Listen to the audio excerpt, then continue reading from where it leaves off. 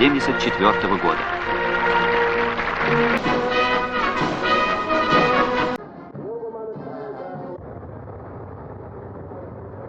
ኢትዮጵያ ትግሉ ይቀጥላል። የኢትዮጵያ ሰፊ ሕዝብ ያለ ጥርጥር ያሸንፋል። በማንም ኃይል ተሸንፋ አታውቅም።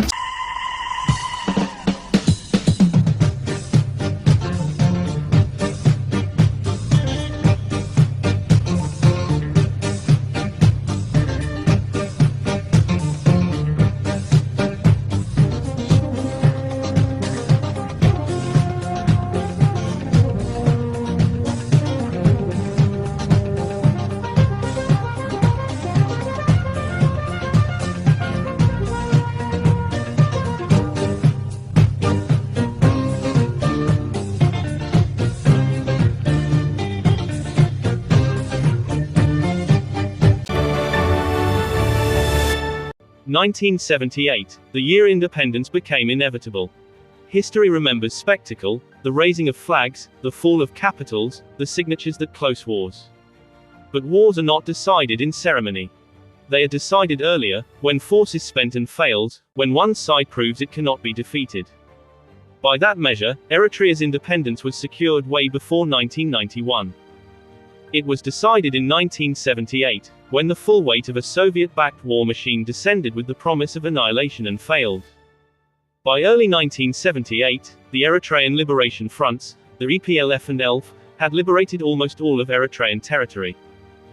Ethiopian forces were reduced to 5 besieged urban strongholds: Asmara, Barentu, Ardike, Asab, and a small part of Massawa. The war appeared to be nearing its conclusion. Yet the trajectory of wars is rarely linear. At the very moment victory seemed within reach, the balance of forces shifted abruptly.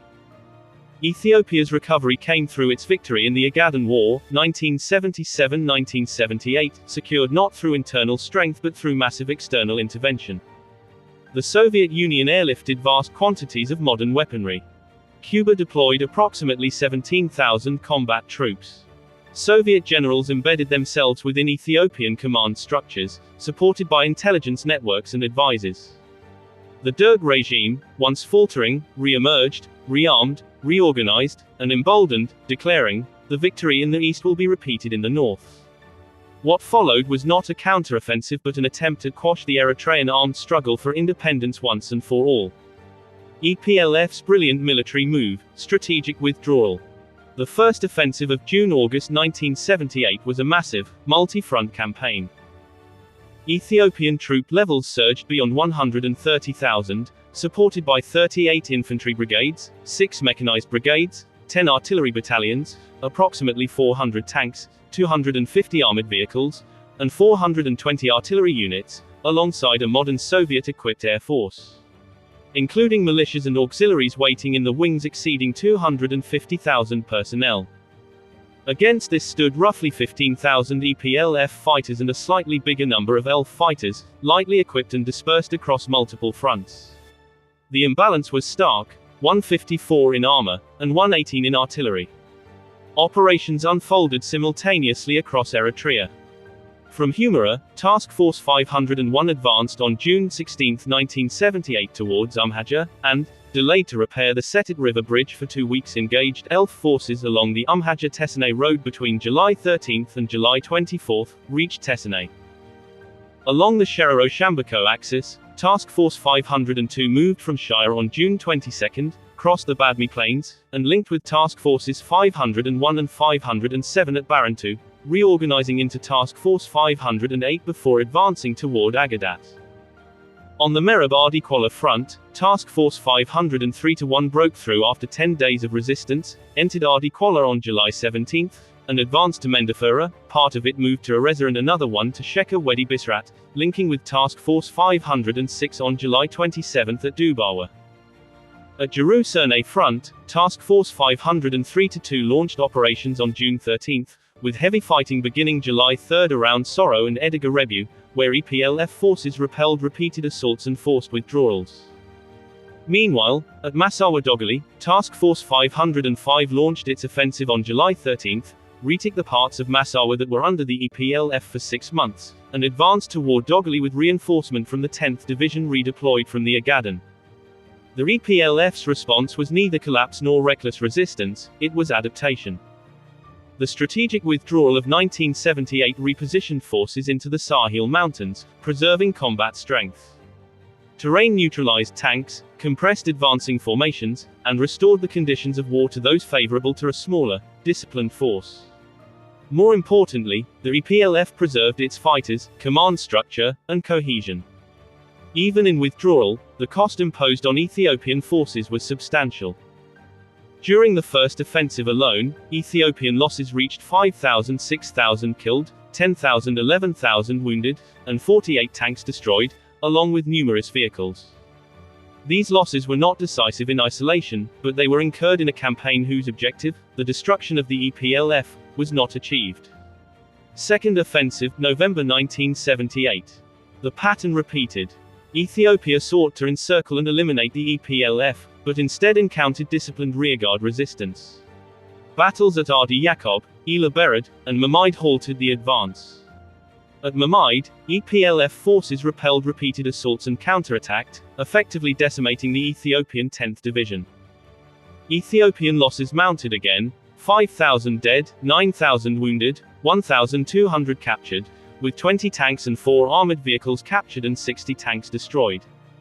These were signs of Ethiopia's failure. At the same time, the EPLF carried the burden of sustaining displaced civilians, orphans, wounded fighters, and prisoners of war without any external support. The third offensive, January-February 1979, aimed to capture Afabit and Nakfa, to advance to Marsa Tekle, to cut EPLF supply lines, and to destroy the Eritrean movement. The EPLF anticipated this and deployed forces and heavy weapons units behind enemy lines while reinforcing coastal defenses. Despite the scale of the plan, the third offensive also failed. Enemy losses reached 4,900 dead, 7,000 injured, 115 POWs, with 19 vehicles destroyed, 2,477 weapons captured, and 28 tanks destroyed. By early 1979, EPLF defenses consolidated into the Nakfa and northeastern Sahel fronts. The fourth offensive, the 30th of March to the 11th of April 1979, again failed, with 5,700 Ethiopian soldiers dead, 7,500, 8,000 wounded, and 10 tanks, 3 armored vehicles, and 78 military vehicles destroyed, while 1,205 weapons were captured. Nakfa, which was liberated on March 23, 1977, became a fortified defensive system extending from Halal to Karora, where terrain rendered flanking and encirclement tactics ineffective and reduced Ethiopian operations to costly frontal assaults. The fifth offensive, the 14th to the 26th of July 1979, sought to break into Nakfa through coordinated frontal and flanking maneuvers involving Task Forces 503, 506, and 508, with additional operations from Task Force 505 at Algian. Plans included cutting supply lines at Agrey and establishing an airstrip at Afshwe. These plans failed. Ethiopian losses included 4,630 dead, 6,390 wounded, 720 POWs, with 3 tanks and 2,528 weapons captured, and 4 tanks, 5 armored vehicles, and 13 vehicles destroyed. After repulsing 5 offensives, the EPLF took a counteroffensive from December 2, 1979 and reversed the situation. Breaking through Ithalbeb, EPLF forces cleared the Nakfa front and pursued Ethiopian forces all the way to Adi Shrum Pass near Afabit. Ethiopian losses included 17 tanks, 7 armored vehicles, 97 vehicles, 80 artillery pieces, and 3,600 weapons captured, with 15 tanks and armored vehicles and 100 vehicles destroyed. Following these defeats, the Derg shifted strategy and began training specialized ranger forces. The sixth offensive, the 15th of February to the 20th of June 1982, called the Red Star Campaign, represented Ethiopia's largest effort, involving Soviet, East German, South Yemeni, and Libyan support. To maximize the effectiveness of the campaign, Ethiopian forces were reorganized into large operational commands, while elite Ranger Divisions 18, 19, 21, and 22 were introduced into the war. The offensive was launched along 4 major axes: the Wukor Command on the northeastern Sahel front with approximately 21,000 troops, the Naju Command on the Nakfa front with between 55,000 and 60,000 troops, the Mentir Command on the Halal front with 7,000 to 8,000 troops, and the Mebrek Command on the Barka front with 18,000 to 19,000 troops. The overall strategy was to sever EPLF supply lines, isolate the liberated base areas, and converge on Adova in a decisive encirclement operation. In total, Ethiopia committed one of the largest military forces ever assembled during the Eritrean War of Independence. The offensive involved 15 infantry divisions, 2 mechanized brigades, 8 tank battalions, 16 artillery battalions, 5 anti-aircraft units, and 4 BM rocket launcher units. These forces were supported by approximately 200 modern tanks, 500 military transport vehicles, and 124 helicopters, including 24 heavily armed Mi-24 gunships. The campaign was planned and directed with the assistance of 4 Soviet generals, highlighting the scale of foreign military involvement.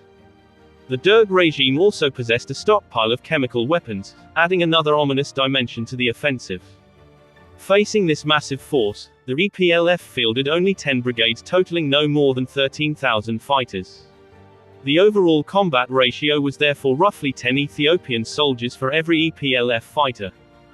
Despite this overwhelming disparity, the offensive began to unravel almost immediately. On the very day the campaign was launched, the Ethiopian 21st Division, advancing from Kokon in the Barka region, was decisively repulsed. Within 5 days, the division had been shattered and dispersed, effectively destroying the Mebrek Command. On the Halal front, the Mentir Command suffered devastating losses, with approximately 9,000 soldiers killed or wounded and 511 captured. Meanwhile, on the northern Sahel front, Ethiopian forces launched a 2-pronged assault. One column attempted to penetrate the Nakfa defenses through Ajit and Mendat, while another crossed through Sudan in an effort to sever the road linking the EPLF base area with Sudan. By mid-March, however, the Wukor forces had also been driven back. Their failure forced Ethiopian commanders to concentrate their efforts on the Nakfa front, where they ultimately committed 7 divisions and nearly 90,000 troops in an attempt to break the EPLF's strongest defensive positions. The result was a catastrophic failure. The 6th offensive ended with approximately 54,000 Ethiopian soldiers killed or wounded, more than 1,400 taken prisoner, and over 10,000 weapons captured by the EPLF. Ethiopian losses also included 3 MiG fighter aircraft, 1 Mi-24 helicopter, 28 tanks and armored vehicles, and 84 military transport vehicles destroyed or captured. The EPLF also paid a heavy price. Approximately 2,700 fighters were martyred and about 5,000 wounded.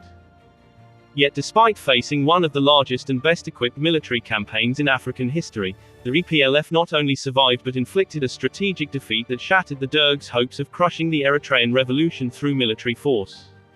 The EPLF and Ethiopian forces at the Nakfa front during the 6th offensive. The EPLF and Ethiopian forces at the northeastern Sahel front during the 6th offensive. The EPLF and Ethiopian forces at the Barka and Halal fronts during the 6th offensive.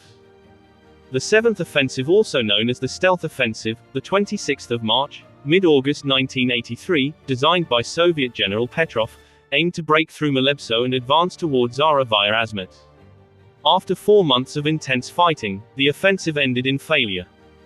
Ethiopian forces suffered nearly 25,000 casualties, including those killed, wounded, and taken prisoner. The EPLF captured 17 heavy weapons and 2,860 small arms, while destroying 6 tanks and 19 military vehicles. Despite the massive resources committed to the campaign, the operation failed to achieve its objectives and instead inflicted severe losses on the Ethiopian military. Turning point: Mቐይሮ. By the mid-1980s, the balance began to shift. The EPLF consolidated its base in Sahel, refined its doctrine, expanded its logistical capacity, and transitioned into a hybrid force capable of sustained conventional operations. Successful offensives in January 1984 in Sene and Alayadir yielded significant weapons, and the destruction of the Wukor Command in March of 1984 marked a clear turning point. By 1984, the initiative had begun to move decisively. The war entered a strategic stalemate, not because fighting ceased, but because Ethiopia could no longer convert its overwhelming strength into victory. The Asmara airbase raid of May 21, 1984, which destroyed 33 aircraft in 18 minutes, captured this transformation with stark clarity. Ethiopia continued to fight, but it no longer dictated the outcome. The 8th Bahri Negish offensive, launched from the 10th of October to the 4th of December 1985, followed the EPLF's withdrawal from Barentu in September 1985, which the enemy misread as a sign of weakness. In response, Ethiopian forces initiated a broad assault along the Halal, Malebso front, Nakfa front, and northeastern Sahel front, area from which they had been driven the previous year. Like the 7 offensives before it, this campaign also failed. The enemy suffered heavy losses, 6,400 dead, 9,928 wounded, and 142 prisoners of war, while 7 tanks and 1,900 medium and small arms were captured, and 15 tanks were destroyed. It was the last offensive Ethiopia mounted in Sahel. By early 1988, the balance had shifted decisively. The EPLF launched a full strategic offensive, destroyed the Naju command that was there attempting to take Nakfa for 10 years, and pushed Ethiopian forces back towards Keren. بسولولو أبزغت العمتا تابت سرعات دخنت أززتن عينتاو سراويتن تخسيتو. And so I have been able to hear a good deal about that and to witness, if at a distance, some of the great achievements, great military achievements which you have scored here in Eritrea in the last 3 or 4 days.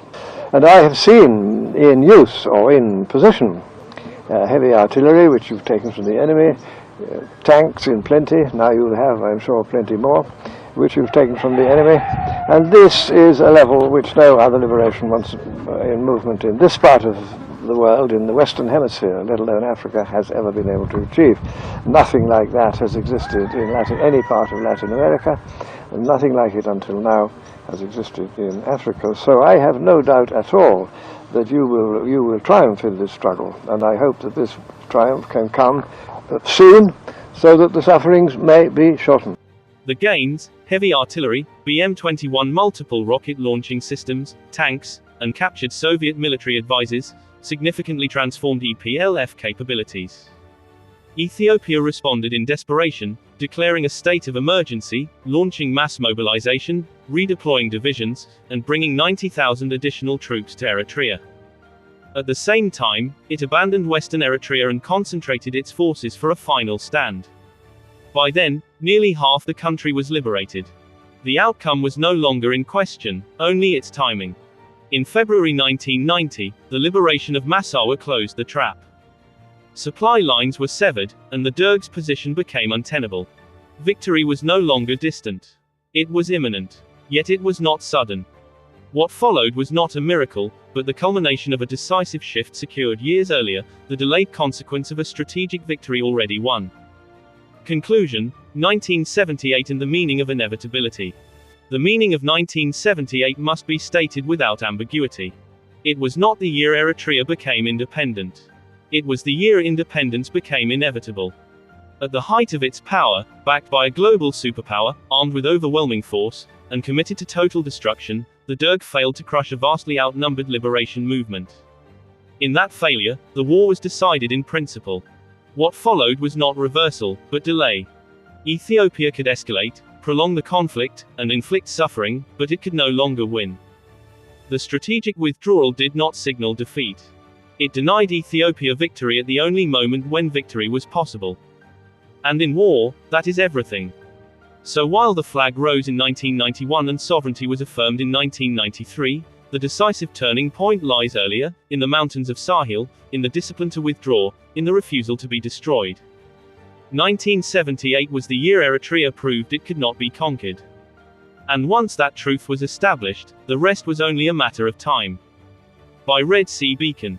June 1, 2026. By Gidwin Abay Asmaram.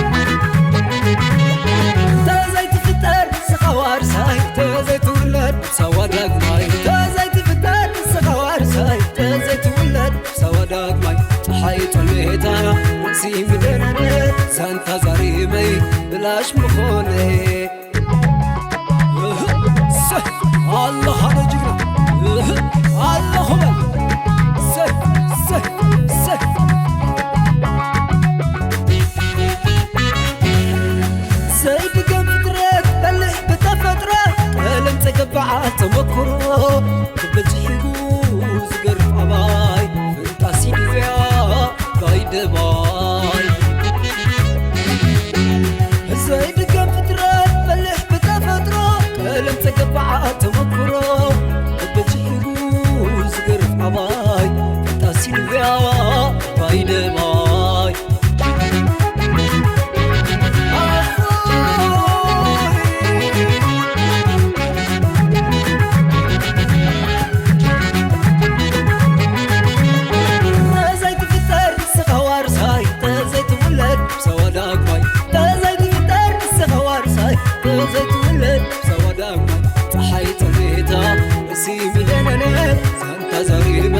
بلاش مخوني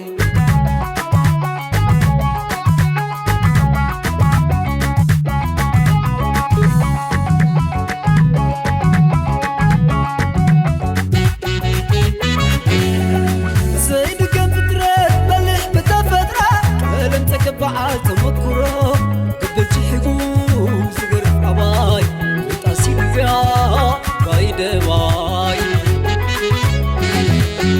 زيد كم فترة بلح بتفترة لم تكبع تمكرو قبل تحقو زقرف عباي بتاسين فيها باي دواي